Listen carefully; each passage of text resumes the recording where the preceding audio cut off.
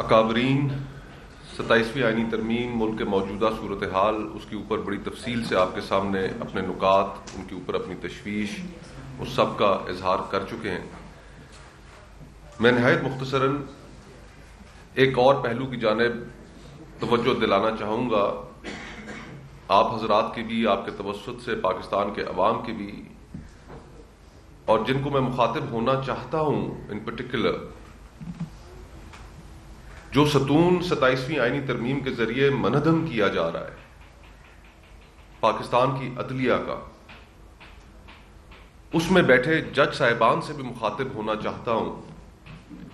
کہ پاکستان کی سیاسی جماعتیں، اپوزیشن کے اکابرین، پاکستان کے عوام اس 27ویں آئینی ترمیم پر اپنی تشویش کا اظہار کر رہے ہیں۔ سیاسی جماعتیں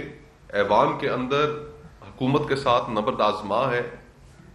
ہم یہ سمجھتے ہیں کہ آزاد عدلیہ صرف سیاسی جماعتوں کا نہیں، اس ملک کی اشرافیہ کا نہیں، اس ملک کی عوام کا حق ہے۔ اور ایسے سنگین اور کروشل مومنٹ پر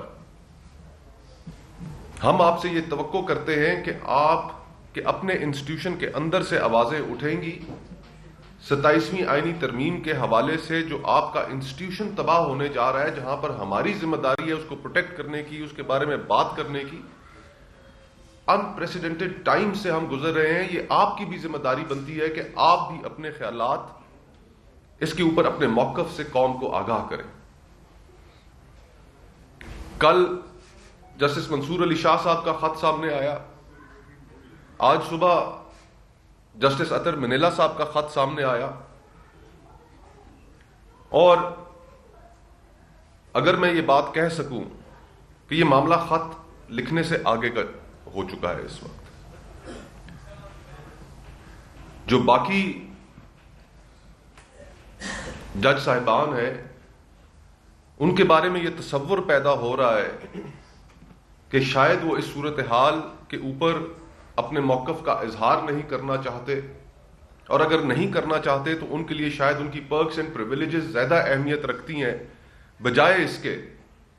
کہ وہ اپنے انسٹیٹیوشن کا دفاع کریں، اس ملک کے عوام اور اس ملک کے عوام اور ریاست کے درمیان کیے گئے معاہدے، جس کا بنیادی ڈھانچہ تباہ کیا جا رہا ہے۔ تو اگر جج صاحبان اس صورتحال پر خوش ہیں، اپنے پرکس اینڈ پریویلیجز انہیں زیادہ پیارے ہیں، تو وہ بھی تاریخ میں ایک گمنام حیثیت رکھیں گے۔ صرف وہی لوگ یاد رکھے جائیں گے کہ جو اس صورتحال کے اوپر اپنا دلیری کے ساتھ، جرأت کے ساتھ اپنا موقف دیں گے۔ تو میری تو یہی استدعا ہوگی کہ دیگر جج صاحبان کو بھی عدلیہ کے انسٹیٹیوشن میں، ہائی کورٹس میں، سپریم کورٹ میں سامنے آنا چاہیے۔ جج صاحبان کو لیڈرشپ دکھانی ہوگی، اور یہ جو تصور ابھر رہا ہے کہ عدلیہ ستو پی کر سوئی ہوئی ہے، اس تصور کو انہیں خود ہی زائل کرنا پڑے گا۔ ہم اپنے حصے کی جنگ ضرور لڑیں گے، لڑتے رہیں گے، لیکن جو آپ کے کرنے کا کام ہے، برائے مہربانی آپ وہ بھی کریں۔